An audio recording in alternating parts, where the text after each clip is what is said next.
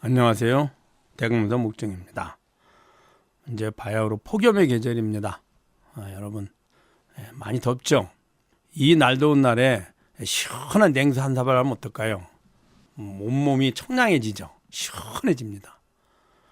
우리 수행도 같습니다. 우리는 매 순간 일상생활을 통해서 어떻게 해야지만 내가 원하는 행복을 얻을 수 있지? 무엇을 해야 되지? 지금 무엇을 하는 것이 더 도움이 되지? 끊임없이 우리는 궁구하게 되고 선택하고 실천하게 됩니다. 그런데 이러한 고민으로부터 단번에 벗어나는 방법이 바로 해탈 열반을 얻는 것이고, 바로 몸과 마음의 주인인 자성을 깨닫는 겁니다. 자성을 깨달으면 본래 할 필요가 없다는 것을 알게 됩니다. 왜 그럴까요? 아무리 해도 자성은 변하지 않기 때문입니다. 그 자성이 나인데 우리는 내 마음을 나로 여기고 내 몸을 나로 여기니까 내 몸과 내 마음이 도움이 되는 것들을 구하려고 했던 거거든요. 도움이 뭐예요? 즐거움과 만족을 주는 건 도움이고, 도움이가 아니라 방해가 되는 것은 괴로움과 불만족을 주는 것들이거든요. 이것을 바르게 선택해서 실천하기 위해서 끊임없이 애를 쓰는 거죠. 그 구하는 마음, 그걸 욕망이라고, 욕망이 불이라고도 합니다. 그 욕망이 가득한 세계를 화택이다, 불타는 집이다, 이렇게 얘기한 겁니다. 그래서 결국에는 어떤가요? 이 욕망을 실천하다가 욕망의 불에 타 죽죠. 그 늙고 병도 죽음에 가는 겁니다. 이 늙고 병도 죽음으로부터 벗어나는 첫 단계가 뭐냐? 첫 걸음이 바로 부처님의 가르침에 의해서 수계를 하는 겁니다. 부처님의 가르쳐 주신 금계계를 수계 받는 겁니다. 제일 먼저 삼귀계 5계를 받습니다. 삼귀계란 귀불, 귀법, 귀성, 삼법계 귀합니다. 이런 의미입니다. 5계는 불살생, 불투도, 불싸움, 불망어, 불음조, 이렇게 되어 있습니다.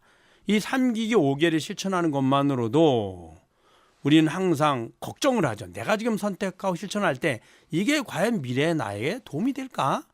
행하는 그 순간, 선택하는 그 순간에는 당연히 도움이 될 거라고, 즉 행복과 즐거움을 줄 거라고 생각을 합니다. 그런데 대부분이, 거의 반 이상이 그렇지가 않죠, 결과가.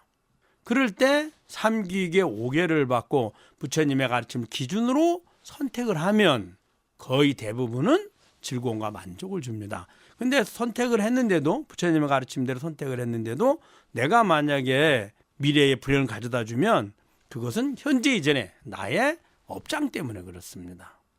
업장은 소멸을 할 것이고 공덕은 더 늘어날 거거든요. 그래서 저희 조계정연합회에서 8월 10일 날 3기계 5계 수계 대법회를 합니다. 8월 10일 날 오후 3시부터 5시까지, 장소는 부산 국제역센터미널 5층 컨퍼런스홀에서 합니다. 우리 불자님들, 월요 법문을 듣고 있는 불자님들 모두 신청해 주시기를 부탁드립니다. 자, 오늘도 여러분들과 함께 공부를 해볼까요?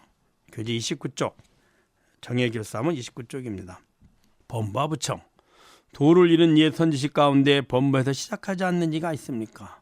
우리는 많은 부처님부터 저 3세 제불, 내지는 부처님 이후로 수많은 조사 스님들, 역대 조사 스님들, 내지는 우리가 알 수 없는 수많은 깨달음 얻은 선지식들 다 범부에서 시작했습니다. 처음부터 부처가 되거나 처음부터 보살이 되거나 처음부터 아라한이 아니었습니다. 다 중생이었기 때문에 수행을 통해서 깨달음을 얻은 부처가 된 겁니다. 그런데 모든 3세 제불이 다 나와 똑같은 중생에서 출발을 해서 이제 깨달음을 얻고 해탈 열반을 얻어서 다시는 생로병사의 고통을 받지 않는 완전한 행복을 얻게 됐는데 왜 나는 머뭇거리고 의심하고 가지 않는 겁니까? 나는 무엇이 부족해서 실천하지 않나요? 그 얘기입니다. 자, 깨달음 얻으신 부처님과 내가 다른 점이 있습니다. 같은 것이고 다른 점이 있습니다. 같다는 것은, 그러면 그 중생이 깨달음을 얻는데 어떻게 얻느냐? 바로 몸과 마음의 주인인 자성을 깨닫는 겁니다. 자, 그러면은 그 몸과 마음의 주인인 자성, 내 몸 있고 내 마음 있고 내 몸과 내 마음의 주인인 그 진여자성은 내게도 지금 있습니다. 지식이 많든 적든, 남녀노소 혹은 지위고하, 누구를 막론하고도 다 몸과 마음이 있고 다 내 몸이고 내 마음이잖아요. 내 몸이고 내 마음이라면 주인이 나가 존재하는 거죠. 인간만 그럴까요? 모든 생명체들은 다 몸과 마음의 주인 자성이 있습니다. 그 자성을 깨닫는 건데 무엇이 부족해서 어떤 조건을 더 갖춰야 되나요? 지금 내 몸이라고 알고 있고 내가 행위하고 말하고 밥 먹고 걷고 잠자고 앉고 눕고 하는 그 주인인 자성이 항상 보고 알고 우리는 이게 내가 지금 행동하는 거야. 내가 말해. 그리고 나는 이걸 하고 싶어라는 마음 항상 있잖아요. 그러니 지금 부족하지 않다. 바로 시작하면 된다. 스스로 나는 중생이고 업이 많아서 나는 공덕이 부족하고 지혜가 부족해서 이번 생에는 안 돼. 혹은 나는 어떻게 감히 내가 해탈 열반 견성성불 할 수 있어. 이렇게 스스로를 비하하지 마십시오. 스스로를 어리석음의 중생으로 만들지 마시기 바랍니다. 여기서도 그 얘기입니다.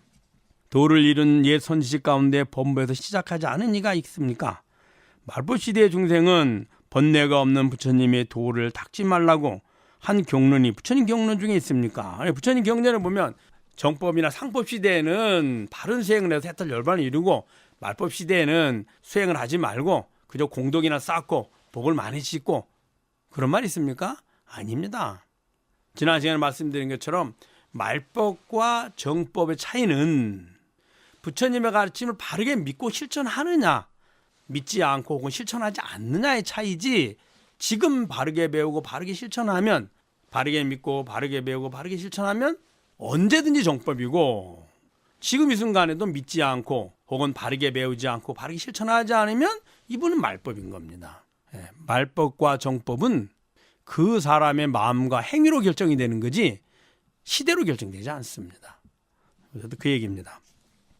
말법 시대 중생은 번뇌가 없는 부처님의 도를 즉 무루도라고 하거든요. 무루도, 해탈 열반의 도라고도 합니다.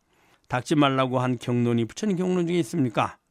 원각경에서는 말세 어떤 중생도 허망한 생각을 내지 않으면 이해와 같은 사람이 현세의 보살이라고 부처님께부터 말씀하셨다라고 하였습니다. 즉 원각경에서는 나는 중생이야. 나는 지혜와 공덕이 부족해.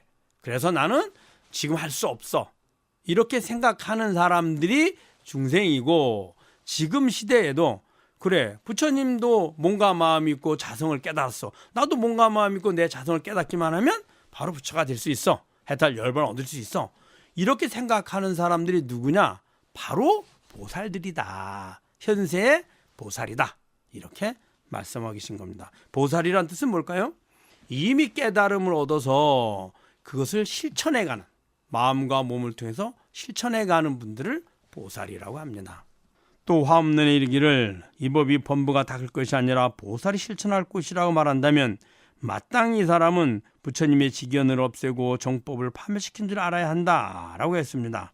범부가 닦을 것이 아니라 화엄경에 나온 내용은 보살이 닦을 것이다 라고 해서 우리는 생사윤회라는 범부인이 어리석고 업장 많고 지혜와 공덕이 부족한 범부인이 화엄경이나 법화경이나 이런 건 보살들이 수행할 거야. 우리는 감히 엄두도 못해. 이렇게 하는 사람들이 불법을 좀먹고 부처님을 욕보이고 오히려 부처님의 정법을 파멸시키는 사람이라는 뜻입니다. 자, 지금 몸과 마음의 주인이 내가 있으니 내 몸과 내 마음이 있잖아요. 그 내가 있다는 걸 믿고 부처님 가르쳐 실천하면 원어경에서 말씀하셨잖아요. 이런 사람들이 바로 보살이다. 그러면 그 마음을 가지고 내가 부처님 가르치는 배우고 실천하면 이미 보살인데 오히려 그걸 믿지 않으니 어리석게 오히려 스스로가 중생으로 타락하고 있는 거죠. 그래서 여기서 그런 사람들이 오히려 부처님 바른 가르침을 없애고 파멸시키는 어리석은 사람들이다 라고 이야기하고 있는 겁니다. 지혜로운 사람들은 모두 이와 같이 수행을 권하지 않는 적이 없었습니다. 즉 지혜로운 사람, 가장 지혜로운 사람이 누굴까요? 부처님이고 부처님의 가르침을 받아서 해탈 열반에 이른 사람들입니다. 그럼 그분들이 왜 가장 지혜로운 사람이냐? 우린 지혜를 이야기할 때 해탈 열반의 지혜, 이제 부자들은 보통 해탈 열반의 지혜를 지혜 이렇게 얘기하죠. 반야지 이렇게 하기도 합니다.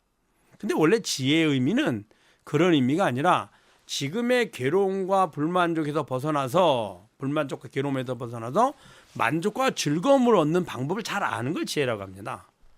그럼 배고픈 사람이 어떻게 하면 음식을 만들어서 음식을 얻어서 내가 배고픔에 면할 수 있을까 잘 아는 방법이 배고픔의 고통에서 면해서 배부름을 얻는 지혜인 겁니다.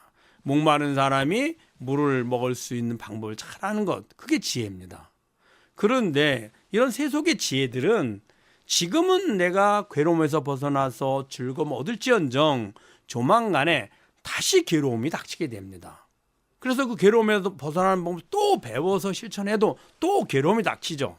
우리 일상생활에서 매 순간 지금 아침에 일어나서 그러죠. 커피 한 잔 모닝커피 하면 너무 행복할 것 같아.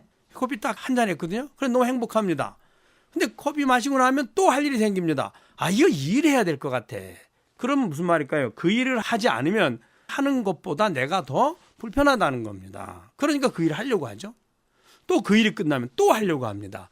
끊임없이 반복되죠.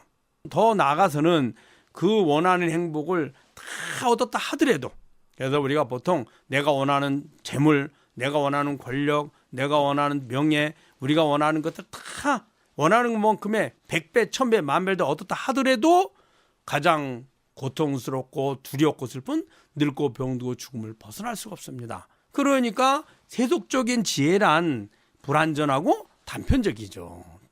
그런데 해탈 열반을 얻으면 더 이상 필요한 게 아무것도 없습니다.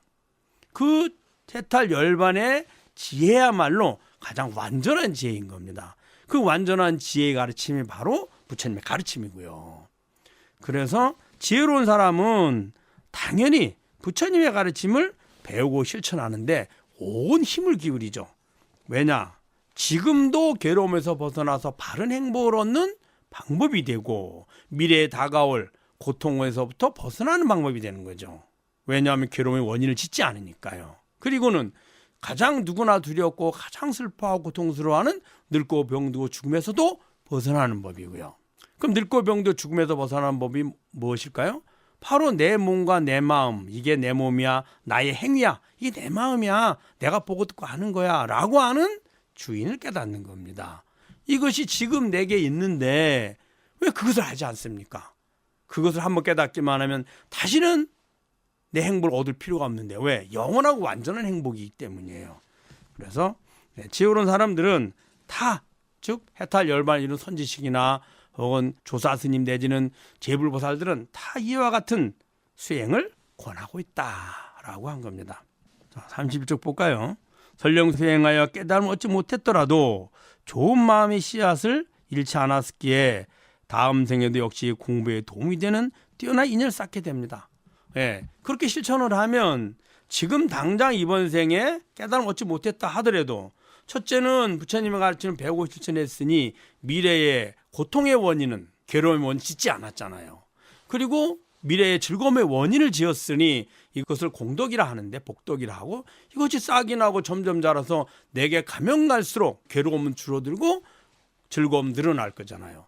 그리고 부처님의 가르침 배우고 실천하기 위해서 애를 썼으니 가면 갈수록 부처님의 가르침을 더 만나기 쉬워지는 거죠.